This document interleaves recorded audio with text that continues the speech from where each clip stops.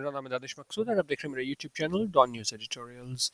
अच्छा, जो हम डॉन का एडिटोरियल कर रहे हैं उसका उन्वान है बिग पिक्चर। बेसिकली ये एडिटोरियल किस हवाले से है, ये हमारे पास world economic forum global risk report आई है 2023 की। उसमें ने देखा है कि क्या कलेक्टिवली पूरी दुनिया को क्या क्या मसाइल दरपेश है। उसमें खासतौर पर इन्होंने यहाँ पे रीजंस पाकिस्तान के हवाले से भी इन्होंने यहाँ पे बयान किए हैं, जो मुश्किलात दरपेश हैं पाकिस्तान को। ठीक है, तो इसको डिटेल से देख लेते हैं। जी, the world economic forums global risks report 2023 takes a grim view of what lies ahead in our collective future and for a good reason. उनका ये रिपोर्ट आई है 2023 की ग्लोबल रिस्क रिपोर्ट। वो क्या करती है, टेक्स अ ग्रिम रिव्यू। अच्छा, अब इसका क्या मतलब होता है? इसका मतलब होता है कि आप किसी एक ऐसी सिचुएशन को डिस्क्राइब करें जो दिखाए कि कितनी क्या है सूरत हाल ख़राब है।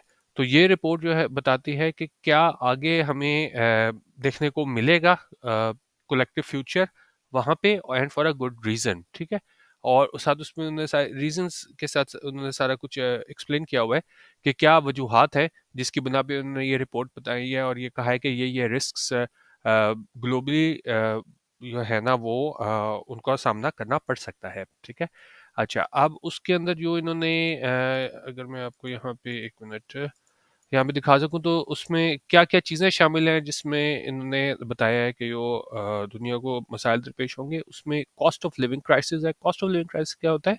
इसको अगर हम देखें तो कॉस्ट ऑफ लिविंग ये होता है कि जी, cost of living is a cost of maintaining a certain standard of living. ठीक है? कि जब आप ज़िंदगी गुज़ार रहे होते हो तो ज़ाहिर है आपको मतलब ज़िंदगी के लिए बुनियादी जो चीज़ें चाहिए होती है, बेसिक नेसेसिटीज़। ठीक है? एक तो आप लग्ज़रीज़ कह लेते हो ना, लेकिन एक क्या है, एक बेसिक आपको नेसेसिटीज़ चाहिए होती हैं। तो वो हम किस मायने में लेके आते हैं? कॉस्ट ऑफ लिविंग में लेके आते हैं कि भई जीने के लिए आपको मिनिमम क्या चीज़ चाहिए। ठीक है? तो उस वाले से यहाँ पे बता रहे हैं कि एक तो ये कॉस्ट ऑफ लिविंग क्राइसिस है, क्योंकि देखें जिस तरीके से मसाइल दरपेश हुए हैं, कई वजूहात हैं। कोरोना हो गया, दूसरा हमारे पास इकोनॉमिक डाउनटर्न हो गया। तो उसकी वजह से आपका मतलब बुनियादी ज़रूरियात पूरा करना ही बहुत बड़ा मसला हो गया। उसमें एक कॉस्ट ऑफ लिविंग क्राइसिस हो गया, फिर नेचुरल डिज़ास्टर्स हमारे पास आ गए, कुदरती आफ़ात, फिर failure to mitigate climate change के हम नाकाम हुए हैं इसको प्रिवेंट करने में, रोकने को क्लाइमेट चेंज की वजह से जो मुश्किलात हैं। फिर हमारे पास जो इकोनॉमिक कन्फ्रंटेशंस हैं। ठीक है, आपस में हमें जो तनाज़े नज़र आते हैं जो इकोनॉमिक कंडीशंस को लेके। फिर and general breakdown of social structures, और फिर क्या है, ब्रेकडाउन है सोशल स्ट्रक्चर्स का। Ranking is the top 5 global risk over the next 2 years.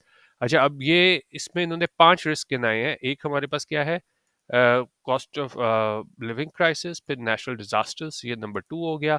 फिर हमारे पास failure to mitigate climate change, ये हमारे पास तीसरी कंडीशन हो गई। फिर हमारे पास आ गया जो इकोनॉमिक कन्फ्रंटेशंस, और फिर हमारे पास आ गया breakdown of social structure ranking. तो इन 5 चीज़ों को यो ना इन्होंने टॉप 5 ग्लोबल रिस्क कहा है अगले 2 सालों में।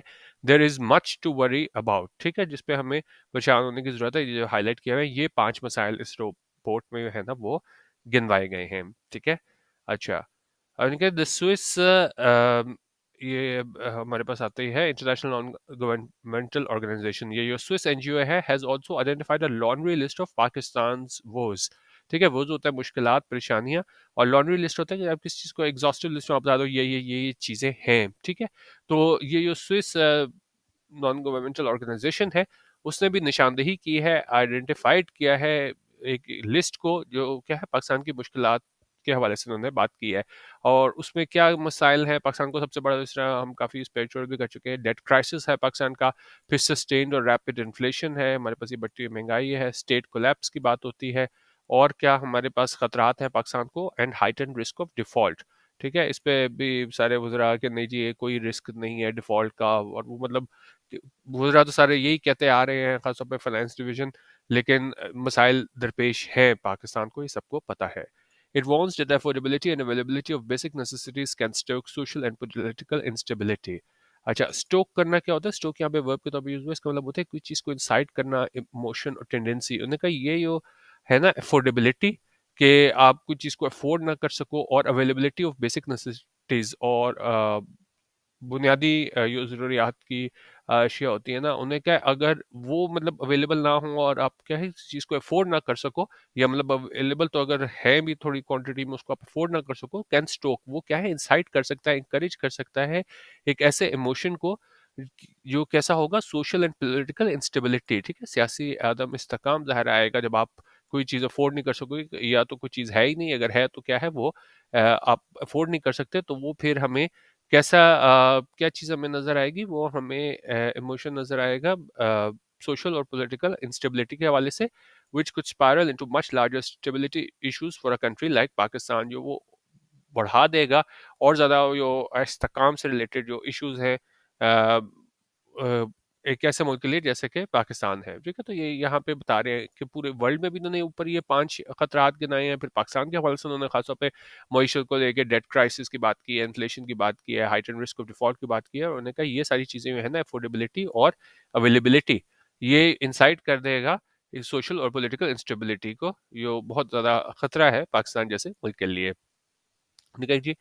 Particularly chilling is the related warning of a combination of extreme weather events and constrained supply, leading to catastrophic scenario of hunger and distress for millions in import-dependent countries, or turn the energy crisis towards a humanitarian crisis in the poorest emerging markets.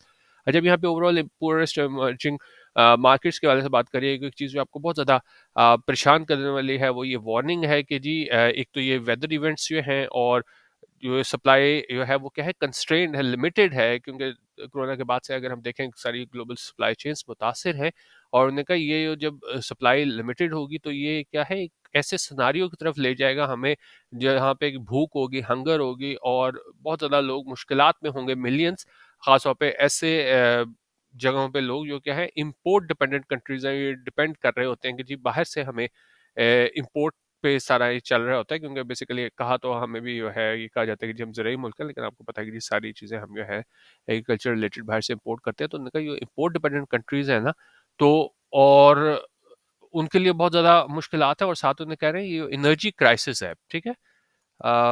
Energy crisis जो है ना, ये किस तरफ ले जाएगा, ये humanitarian crisis की तरफ ले जाएगा, जहाँ पे पूरेस्ट इमर्जिंग मार्केट्स हैं।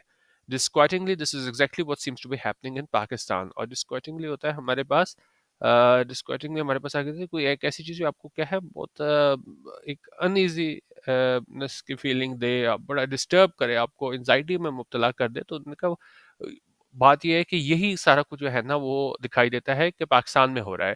पहले उन्होंने ओवरऑल बात की कि ये एक्सट्रीम वेदर इवेंट्स हैं और कंस्ट्रेंट सप्लाई है, ठीक है, ये आपको उसको हंगर और डिस्ट्रेस की तरफ ले जाएगा मिलियंस लोगों को, खासतौर पे जो आप कह लें कि जी ऐसे ममालिक हैं जो पूरेस्ट इमर्जिंग मार्केट्स हैं, और उसमें उन्होंने कहा कि जी पाकिस्तान भी ज़ाहिर है दिखाई देता है कि पाकिस्तान में भी यही कुछ हो रहा है। क्योंकि उन्होंने कहा कि जी पाकिस्तान के हवाले से कह रहे हैं which has started to feel the after shocks of last year's devastating monsoon rains, जिसने जो है ना वो शुरू कर दिया है उसके असरात को, जो पिछले साल के 2022 के हमारे साथ तबाहकुन जो मानसून की बारिशें हुई थी। With a country out of foreign exchange with which to fund imports and food stocks depleted or at risk of being depleted due to widespread destruction of crops and farmland in the 2022 deluge, food prices have recently begun driving the latest round of crippling inflation. उन्होंने कहा कि मुल्क पाकिस्तान के बारे में बात कर रहे हैं कि जो बिल्कुल उसमें फॉरेन एक्सचेंज बहुत डिप्लीट हो गया, कम हो गया है, कि जिसकी मदद से जो है ना वो हम इंपोर्ट्स को मंगवाएं, जिस ऊपर मैंने आपको बताया कि जी ज़रूरी मुल्क होने के बावजूद हम जो है इंपोर्ट बहुत ज़्यादा करते हैं एग्रीकल्चर प्रोडक्ट्स, और उसमें उन्होंने कहा कि जी एक तो फॉरेन एक्सचेंज नहीं है जिसकी वजह से हम इंपोर्ट्स यहाँ पे मंगवा सकें, और इसके अलावा उन्होंने कहा जो फूड स्टॉक्स हैं वो डिप्लीटेड हैं, और या फिर उस खतरे में है कि वो क्या है डिप्लीट हो जाएंगे, बहुत ख़त्म होने के करीब चले जाएंगे, क्योंकि वो बहुत ज़्यादा क्रॉप्स का नुकसान हुआ है, डिस्ट्रक्शन हुई है फार्मलैंड की, कहाँ पे, ये 2022 के सैलाब में। और इस वजह से क्या हुआ है, उनका फूड प्राइसेस जो है ना वो इसको ड्राइव कर रही हैं, जो बहुत ज़्यादा हमारे पास इन्फ्लेशन हो गई है, क्रिपलिंग इन्फ्लेशन उसको, ठीक है। और उन्होंने कहा अगर ये सारी चीज़ें जो महंगाई हो रही है, इन्फ्लेशन हो रही है, इफ दे रिमेन अनचेक्ड, उसको अगर हम चेक नहीं कर सके, उसको हम कंट्रोल नहीं कर सके, लिमिट नहीं लगा सके, they will unleash social upheaval on a scale unseen in recent history. तो हमें एक ऐसे सोशल अपहीवल देखने को मिलेगा उस पैमाने पे जिसको नहीं देखा गया हालिया तारीख में, ठीक है। अच्छा, आपने कहा जी, none of the major risks to Pakistan identified in WEF report can be addressed without some sort of national consensus on how we must move forward. अच्छा, अब ये WEF की रिपोर्ट आई है, उसके वाले से बात है, जितने भी इन्होंने ये रिस्क फैक्टर गिनाए हैं ओवरऑल दुनिया के हवाले से भी और पाकिस्तान के हवाले से भी, तो उसको क्या है, उसको हल नहीं किया जा सकता, उसको एड्रेस नहीं किया जा सकता जब तक जो है हमारे पास नेशनल कंसेंसस नहीं होगा, कोई इतफाक नहीं होगा कि हमें कोई आगे चलने का रास्ता मिल सके. Unfortunately, our political parties remain unwilling to work with each other or even to work out an arrangement under which they can coexist while keeping open hostilities to a minimum. अच्छा, अब यहाँ पे कह रहे हैं बदकिस्मती की बात यह है कि हमारी जो पॉलिटिकल पार्टीज हैं वो भी कोई अनविलिंग है, वो नहीं चाहती हैं कि वो काम करना एक दूसरे के साथ, यहाँ तक कि वो कोई एक ऐसा अरेंजमेंट भी करना चाह रही हैं जहाँ क्या है वो मतलब वर्किंग रिलेशनशिप आप बना सको, ठीक है, और जहाँ पे आप अपनी हॉस्टिलिटीज़ और एक दूसरे के खिलाफ जो जारहाना अज़ाइम है उनको क्या है मिनिमम पे रख सको, ठीक है. तो यहाँ पे हल बताने की कोशिश करें कि ये सारे मसाइल किस तरह हल हो सकते हैं, लेकिन उनका मसला ये है कि हमारी जो पोलिटिकल पार्टी जो है ना वो मतलब वर्किंग अरेंजमेंट भी नहीं चाह रही. As a result the public appetite for politics of compromise has fallen, और इसकी वजह से उन्होंने कहा कि जी अवाम भी जो है ना वो मतलब ज़ाहिर है वो इस पोजीशन में नहीं है कि वो देखे कि politics of compromise has fallen, ठीक है, क्योंकि जब सियासतदान ही तैयार नहीं है मिल बैठ के तैयार करने को, तो ज़ाहिर है पब्लिक भी फिर उस चीज़ को वो एक्सेप्ट नहीं कर एक्सपेक्ट नहीं कर रही कि हमें पॉलिटिक्स ऑफ कॉम्प्रोमाइज देखने को मिलेगी. And citizenry has grown increasingly keen on confrontation, और उसके अलावा फिर जो शहरी हैं वो भी ज़्यादा कीन किस चीज़ पे है, कन्फ्रंटेशन पे ज़्यादा हमें क्या है इसमें कॉन्फ्रंटेशन हमें देखने को मिलती है आपस में, इस तरह देखें पॉलिटिकल अगर हम पोलराइजेशन की बात करें, ठीक है. This is a dangerous path to set the country on, उन्होंने कहा ये बड़ा डेंजरस पाथ है, ठीक है, रास्ता है कि जिस पे आप मुल्क को डाल दोगे, आप जितने बड़े मसाइल गिना के भी, मतलब हमें भी पता है, लेकिन इस ये रिपोर्ट जो आई है WF की उसके बाद भी जो है ना अ, आप साथ चलने को तैयार ना हो, तो उन्होंने कहा एक बड़े मुश्किल रास्ते पे ले जाएगा पाकिस्तान को. Whether held early or on time, general elections alone are not the answer. बहुत इंपॉर्टेंट लाइन एडिटोरियल को बता रहे हैं कि जी चाहे इलेक्शन जो है ना वो जल्दी हो या टाइम पे हो, ये जनरल इलेक्शंस हैं वो सिर्फ जो है ना वो हल नहीं है, आंसर नहीं है ये सारी मुश्किलात को हल करने का. Our politicians will need each other beyond them as well, और उनका हमारे जो politicians हैं उनको एक दूसरे का साथ चाहिए होगा उसके बाद भी. तो आप ये नहीं कह सकते कि भाई ये सारी जंग ये सारी लड़ाई है वो सिर्फ इलेक्शन तक की है कि भाई टाइम पे होने हैं कि पहले होने हैं. They must see reason and lay down some ground rules. That is, unless they would rather shove the country to an inferno than compromise on their individual interests. और उसमें उन्होंने कहा कि जी उनको देखना चाहिए वो एक ऐसे ग्राउंड रूल्स बनाने चाहिए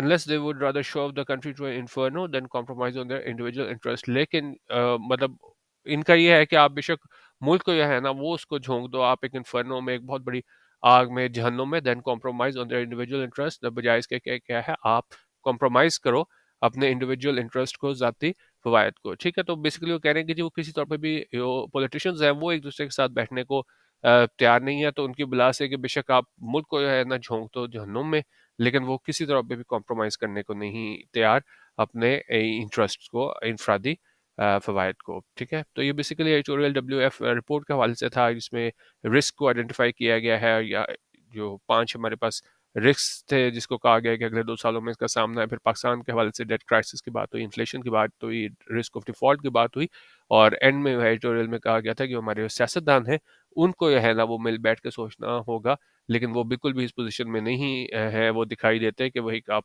बस में वर्किंग रिलेशनशिप बनाएं, तो वो उनकी कोई कोशिश नहीं है कि इसको एक ऐसे पाथ पे लेके आया जा सके जहां हम मसाइल का हल ढूंढ सकें. वो बेशक बिल्कुल आप इन्फर्नो में धकेल रहे हैं, उस एक ऐसी सिचुएशन में धकेल रहे हैं जहां से निकलना बड़ा मुश्किल होगा, लेकिन वो किसी तौर पे भी है कॉम्प्रोमाइज़ करने को तैयार नहीं है अपने पर्सनल इंटरेस्ट को, जो हमारे पॉलिटिशियंस हैं, ठीक है. तो आज का ट्यूटोरियल हमारे व्हाट्सएप ग्रुप को ज्वाइन करना हो तो 0312 419 1070 यहाँ पे व्हाट्सएप करके सैम्पल मटेरियल हासिल कर सकते हैं, और ₹200 ईजी पैसा पर मंथ में हमारे ग्रुप का हिस्सा बन सकते हैं, जहाँ हम डेली ट्यूटोरियल वीडियो, PDF और हाइलाइट्स और दूसरा CSS रिलेटेड मटेरियल शेयर करते हैं. वीडियो देखने का बहुत शुक्रिया. अल्लाह हाफिज़. पाकिस्तान जिंदाबाद.